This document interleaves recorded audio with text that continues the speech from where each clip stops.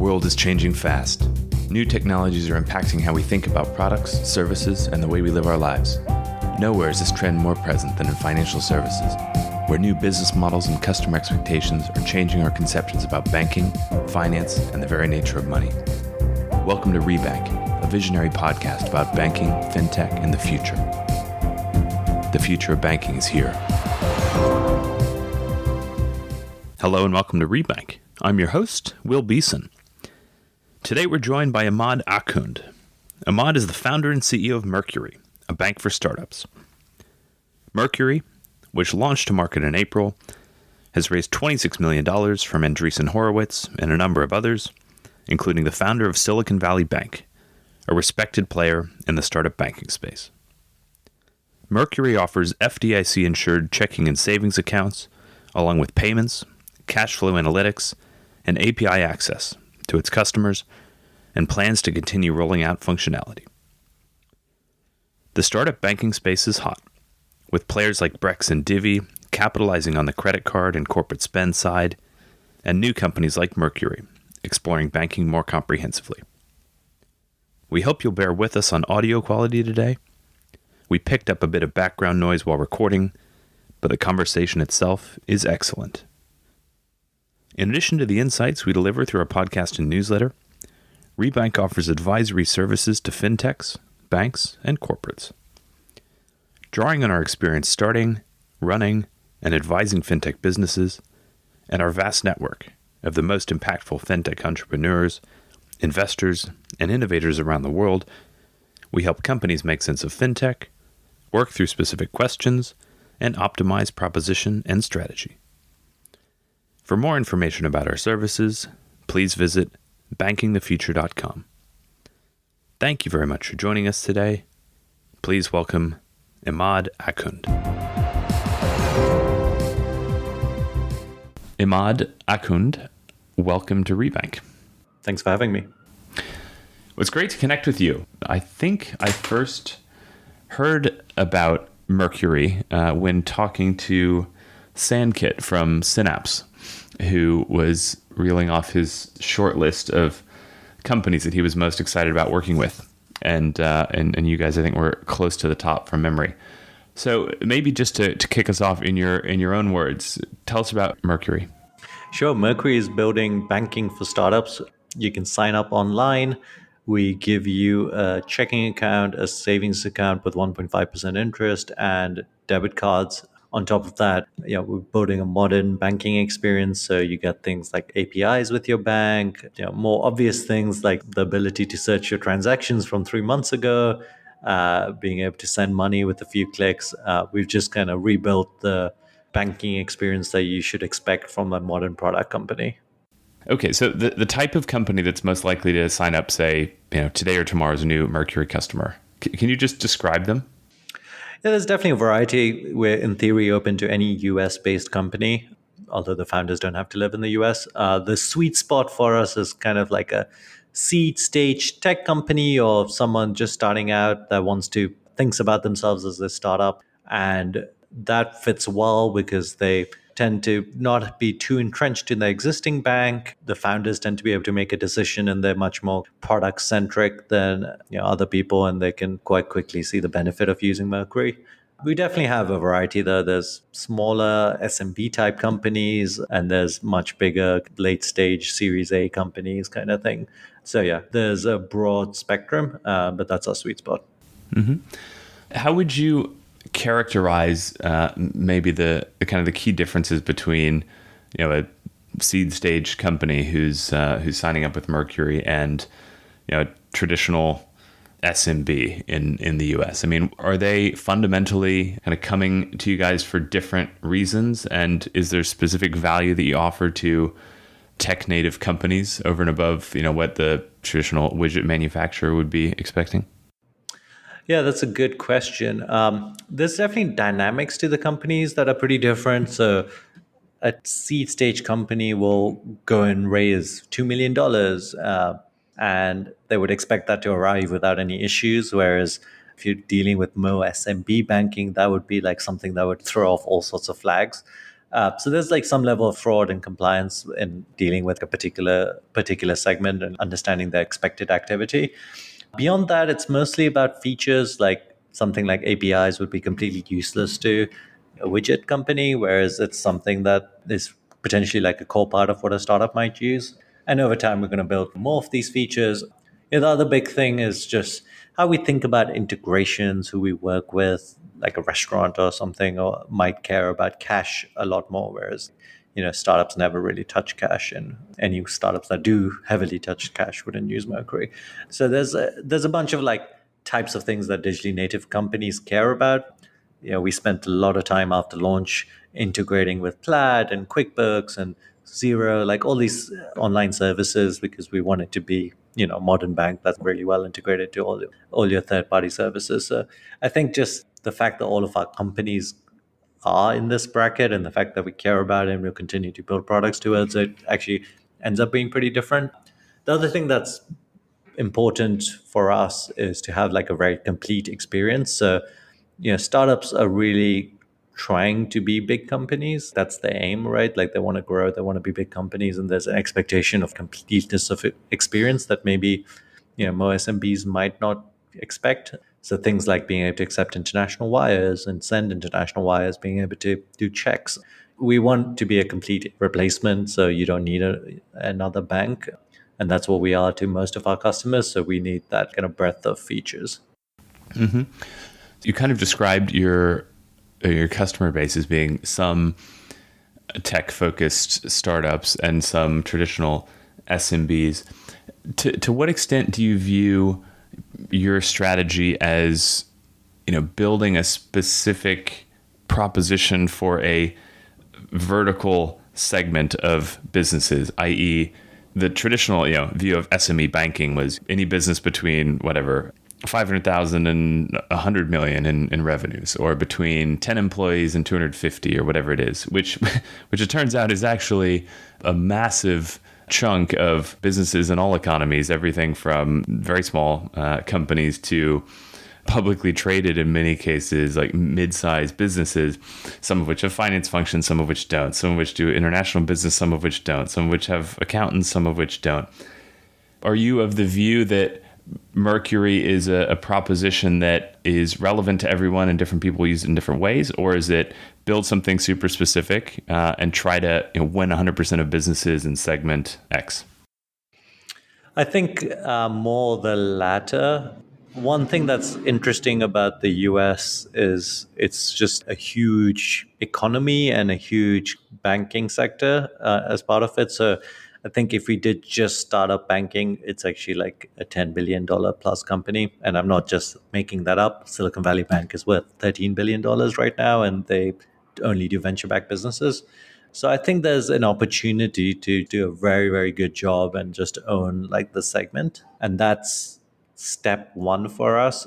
There's definitely, probably have unbounded ambition, and I will say, hey, once we do startups, we'll do this, we'll do that, etc. But I think for us, being really focused, nailing that, it's not an opportunity that we will run out of like ways of making a good product there, or we run out of like customers there. So I think we, for a long time, we can just own that. Mm-hmm.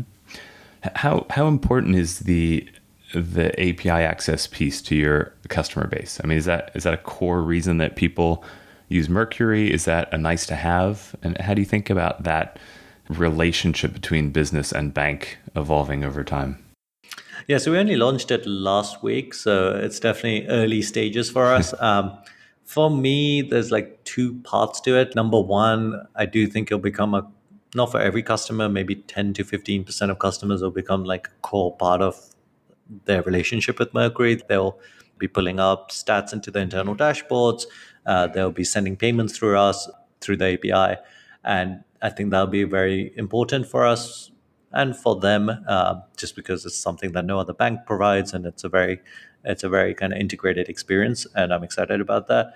A second piece of it, where we're even earlier stages, kind of ecosystem integration. So now that we have this API, there's lots of kind of interesting players out there that can basically extend our service, whether it's like be able to do payments via some other service, but through your Mercury account, or be able to like pull in your transactions and do things like Slack notifications or whatever it is. So I think those are like the two pieces to it. It was always a very core part of the vision of what I wanted to build, and I'm excited about it. It could turn out that maybe only that 15% really care about it, which I'm fine with. And some of these capabilities are like useful in the sense that maybe you don't need it today, but you might need it eventually. And we want to be there when you do. No, I think it's super relevant. As you say, I can totally imagine different ways in which customers in the segment you guys are targeting might build their own dashboards because they want to view banking, financial related information, as part of general business operations, or as you say, kind of route payments in unique ways. But similarly, I mean, building a banking product that's kind of open API native in a way, right? You can either direct those to your customers to kind of access for their own needs. You can direct them toward the build out of an ecosystem. I think that sounds very relevant. In terms of the ecosystem angle, I mean, are there natural extensions of kind of where you expect Mercury to go in that direction? Is it facilitating lending to businesses that you do or don't expect to offer directly, but that might be delivered through partners via, easy platform access, those sorts of things? Yeah, that's a good question. Yeah, I mean, we're open to those types of things. I think, when it comes to lending, you obviously have to be like a little bit careful about like what types of product we would give and how we would integrate them, and we always want to make a very seamless experience. Obviously, another company could just use our API, but if we offered it ourselves, we'd want to make it really good. We're in general like very young. We only launched in April, and it's been very successful. But I think the thing that's often true about banking more than most things is there's a ton of things you can do, right? Like you can do lending, you can do more stuff in payments, you can do lots of different financial products. So I think for us, it's, we really want to be focused on this depository piece, and like there's just still a lot of work to do there. I don't want to take my eye off that ball and try to just be in a lot of different products. So that's our current 1 to 2 year focus, at least I would say. Can you talk about the current operating model, i.e. the partners that you work with to deliver the service, and how you expect that to evolve over time? Sure. You mentioned Synapsify. That's our main kind of technology partner that we work with, and they integrate with this bank called Evolve Bank and Trust, which is where most of our accounts sit on. Yeah, in the US, I know you're more familiar with the UK. In the US, it's much easier to work with partner banks, and almost every challenger bank has done that here, and that allows you to let them do the things that they're good at on the regulatory and compliance side, and we can focus on kind of the customer experience and product side. In terms of how that evolves, it's working pretty well for us right now. I think for us, we care a little bit more about what are the customer facing product experience improvements we can do than some of the back-end things, but I'm sure they'll evolve over time. Yeah. No, because if you kind of step back and think about it, I've come to the personal conclusion, I'd be curious to know whether you'd have a similar view or a different one, that the bank as a service, is obviously a core component if you want to offer checking accounts, debit cards, payments, various other types of banking products. And it almost becomes a business decision. Do you expect to go really deep in banking and differentiate as a transaction account, monetize through the transaction account, look to optimize your entire model, i.e. build more and more of your own transaction banking infrastructure, and potentially one day pursue a bank charter yourself? Or is the transaction piece, if I look at it from a business banking standpoint, Tide is a well-known banking service for small and micro businesses in the UK. And I think they look at it as, we want a very functional account, and it's important for them to work with solid banking partners to deliver that. But where they really think they can differentiate, add value to customers, and therefore deliver on a longer term vision, is by building out the technology platform, if you will, that kind of flanks transaction banking across payroll and like accounting integration and invoice creation, things that just make it easier to run your business. And if that's your view, then you're probably not really thinking about seeking your own banking license at some point. How do you think about that decision-making process in the context of your business? That question is definitely coming from someone who's built a bank before. From our perspective, I guess we're probably a little bit more on the tight side. I don't think it's necessarily like full on binary, but in general, I think where the money sits and like what's the exact API layer, etc., is not really something customers care about. There's a little bit of innovation you can deliver if you have slightly more control. It's potentially sometimes nicer to control the experience end to end, and you can definitely, I think, extract more margins out of it. But from my perspective, I think it's let's deliver like the best experience to customers, and sometimes that will involve more bundling. Sometimes it'll just involve like building kind of a deeper feature set. So I think there's a lot to do there, and that's definitely what customers care about, which at the end of the day is what I think we should care about. Mm-hmm. Uh, at the same time, I think there'll be some pieces that where it does overlap, where you want to deliver like slightly better experience by being fully verticalized, whether it's like card processing or something like that. So I don't think it's for us necessarily fully binary that we will outsource everything on the finance side and only care about the product side. But I do think the finance side is more of a commodity. What's the monetization model now?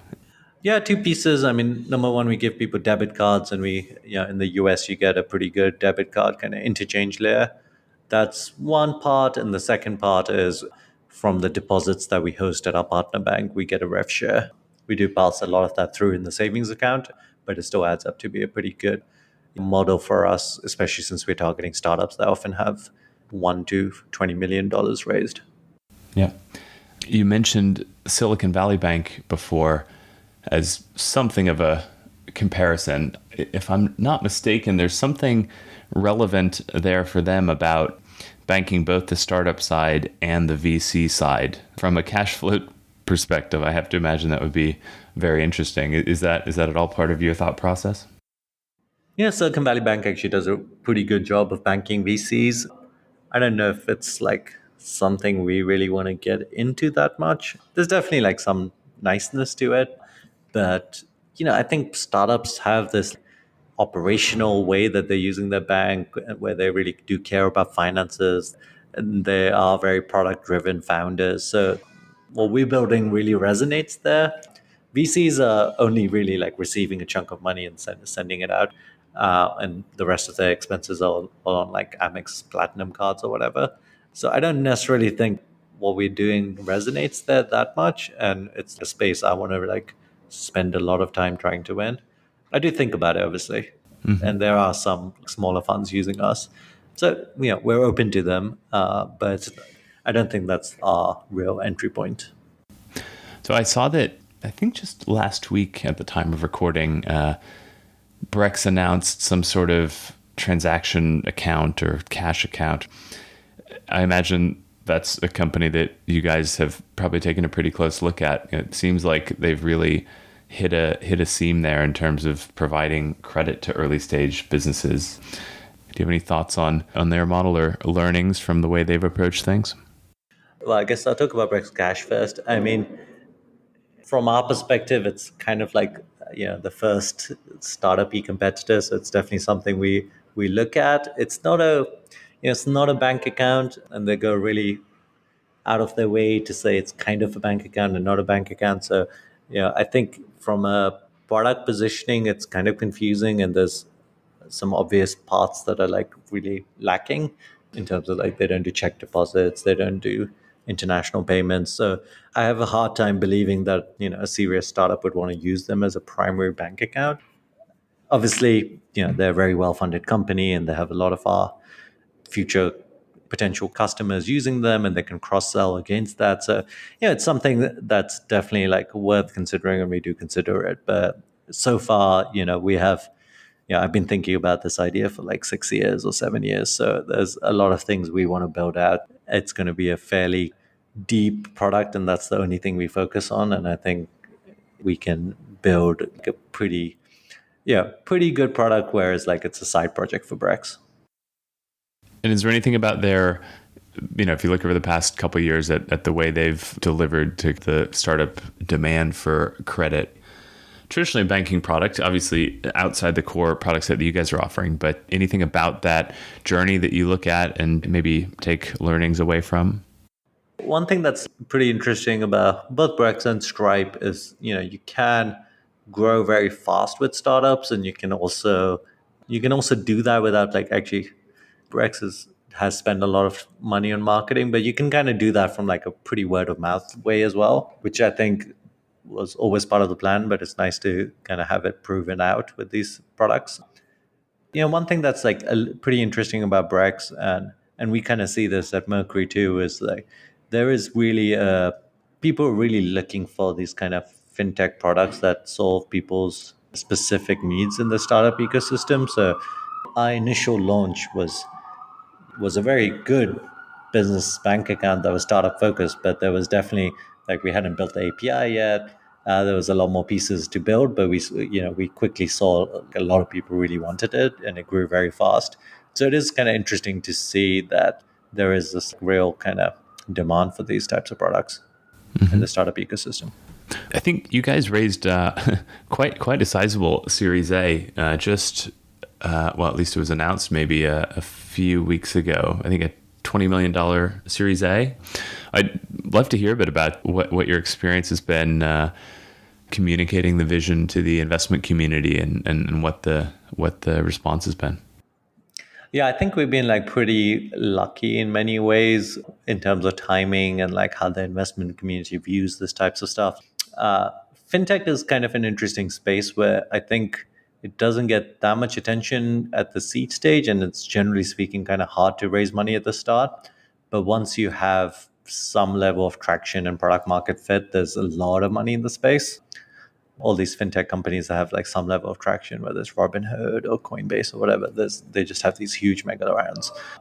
So it's an interesting space in that way because the market size of these companies is huge, right? So you have this like market size tick box next to your startup idea straight away. So that's one aspect of it. I think there's also probably like a somewhat of a trend of startups serving other startups, and there's been like a few blog posts and tweet storms about why that's a good idea, and most of those apply to us. So I think in terms of like us going out there and talking to VCs, we generally found everyone was very open to it. They got it. The idea resonated, the market resonated. A lot of these things were like tick boxes, and we had very good numbers to back that and like a pretty good team to back that. So all of those things were pretty good. Obviously, whenever things are better for entrepreneurs, they make it hard for themselves by trying to do bigger things. And we tried to kind of raise a bigger round relatively early in our cycle, and we were successful in it. So, it by no means was trivial or easy, but there was a lot of things going for us. You mentioned that the product launched in April. What does the initial traction look like since then? Yeah, I mean, it's, we launched, and, most of these times when I've launched things in the past, it's kind of you launch something and then nothing really happens, and you have to kind of ramp up a sales team or ad spend, or you have to do all of this stuff and kind of find people to use your product and kind of beg them to do it. Mercury's been like super different. We kind of launched, and just ever since then, we've grown very consistently. I think every month we grew for more than 40% a month in most of the metrics for the last 6 months. So that's been like a pretty crazy experience. And obviously, just keeping up with that is not easy. We didn't have any customer experience people when we launched. With banking, often there's a lot of edge cases that you have to think about, like what happens if someone from Puerto Rico signs up? What happens if they upload the wrong incorporation docs? Like, you can spend a lot of time on edge cases, and we had to spend a lot of time kind of smoothing all of these things out. And there's obviously some fraud that you have to deal with. So I think it's been like the last 6 months has been like very much about trying to deal with the growth and stay on top of it. And, our team has done a good job of doing that. Yeah. But yeah, I'm excited that we're finally at a position where we're going back to innovation. We launched the API, and there's like a lot of other cool stuff coming up.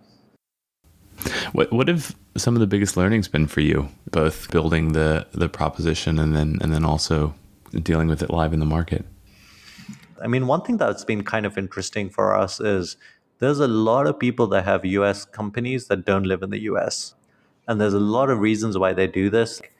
Sometimes they live in countries, and these are like places like Germany and Russia where often you can't have a company there and have foreign investment. So they often look for US companies to actually like run the company.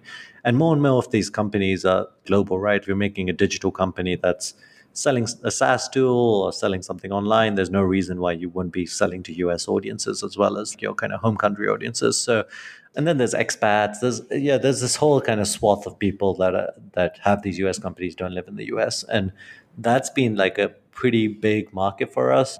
Not the majority, but it's definitely been a very kind of vocal audience of people that really love Mercury because they finally get an online banking experience. Because before have talked to people who were literally like, "Hey, I'm planning to fly to New York to open a bank account with a bank. Can I just use you instead?" I'm like, "Yes, you can use us." So that's been like a interesting kind of novel finding that I wasn't necessarily expecting. Something else that's like kind of interesting from like this is more from an abstract entrepreneurial perspective is we talked to a lot of people before we launched Mercury, and it wasn't necessarily like a lot of people like, "Hey, this is exciting. Yeah, I definitely use this," but you never really know. Whereas, especially with these harder products that take a year and a half to build, you really have to stick to your vision and get it out there when it's fully done and ready. And then when you launch it, maybe only 1% of startups are willing to like sign up straight away, right? But 1% of startups, when you expose it to a few 100,000 people, is just a lot of people. And that's always kind of hard to discern when you're kind of in private, not stealth, but like, you're not public. So people don't know what you're really doing. And it's hard to like anticipate that demand. What's the plan for the investment round that you guys raised? Is that mostly marketing and growth? Is it building out, more comprehensive customer support and operations function? Is it product? Yeah, I mean, it's mostly people. Marketing wise, we don't spend a ton to acquire users or anything, and we also we make revenue from our users. So I think at least half of it is mostly about engineering and design and building that function out. There's a bunch of other things we have to hire for, including customer experience, general counsel. Fintech and banks in general have this kind of complexity associated to them where you need probably twice as many people as you think you need to get things done. So I think it's going to be mostly around people. I mean, there's a few other kind of big expenses. We've got some billboards in San Francisco right now, so those are not cheap either. So yeah, some of it will go to marketing. Excellent. Well, look, it sounds like you guys have built an amazing early product and that you're getting rapid adoption. I can understand why businesses are excited about using it. So I wish you guys all the best and look forward to following your progress. Immad Akhund, thank you very much for joining us today. Thanks, Will. I appreciate you taking the time to talk to us. Let's keep in touch. Thanks for tuning into Rebank. If you like today's show, reach out. Follow us on Twitter at Rebank Podcast and join the conversation. For more on banking, fintech, and the future, check out our regular content at www.bankingthefuture.com.